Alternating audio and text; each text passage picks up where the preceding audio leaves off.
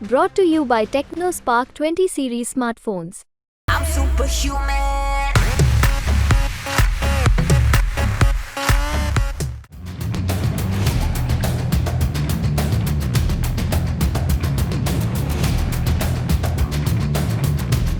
आज भारत को दुनिया की सबसे तेजी से बढ़ती अर्थव्यवस्थाओं में ऐसे ही नहीं गिना जाता।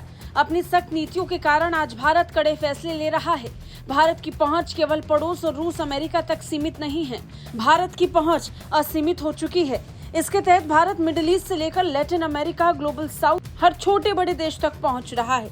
पिछले साल प्रधानमंत्री नरेंद्र मोदी ग्रीस गए थे और वहां से जो लाए और देकर आए वो पाकिस्तान के दोस्त और कश्मीर पर जहर उगलने वाले तुर्की को पसंद नहीं आया, क्योंकि ये सब भारत की अर्थव्यवस्था को मजबूत करने वाला था। Greek media outlet Greek city times की रिपोर्ट के मुताबिक अनुमान बताते हैं कि 2030 तक भारत अमेरिका और चीन के बाद जापान और जर्मनी को पीछे छोड़ते हुए तीसरी सबसे बड़ी अर्थव्यवस्था बन सकती है। इसके लिए भारत अपनी व्यापारिक पहुंच पर काम कर रहा है।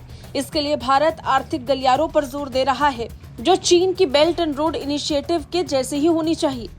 इस योजना के तहत भारत अपने साझेदारों से बात कर रहा है। साथ ही Bharat Middle East Europe economic corridor पर काम भी कर रहा है।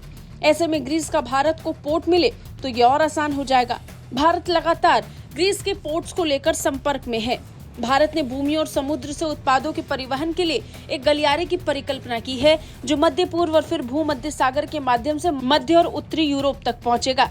इस मार्ग पर एक महत्वपूर्ण पड़ाव ग्रीस हो सकता है और भारत इसके लिए ग्रीस के 3 महत्वपूर्ण बंदरगाहों पर नजर टिकाए हुए है।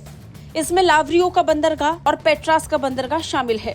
Hellenic Republic asset development fund 3 निविदाओं की तैयारी कर रहा है और निवेशकों को आकर्षित करने में लगा है।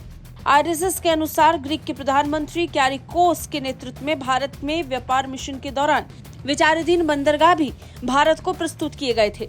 हालांकि पिछली निविदा प्रक्रिया यूक्रेन में युद्ध के कारण निरस्त कर दी गई थी, जो लगभग फाइनल ही होने वाली थी। लेकिन तब ग्रीस ने इस निविदा को ये कहकर टाल दिया कि अभी इसे लेकर उसे थोड़ा और एनालाइज करना है। हालांकि देरी अभी भी नहीं हुई है।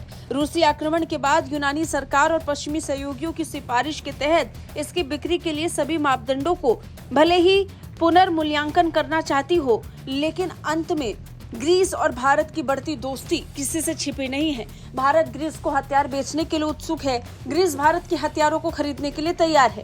बदले में भारत व्यापारिक साझेदारी की उम्मीद ग्रीस से कर रहा है और ग्रीस भी इसे लेकर काफी उत्साहित है। यही कारण है कि भारत और ग्रीस के बीच इकोनॉमिक डील्स अब अंतिम दौर तक पहुंच चुकी हैं। ब्यूरो रिपोर्ट, भारत तक।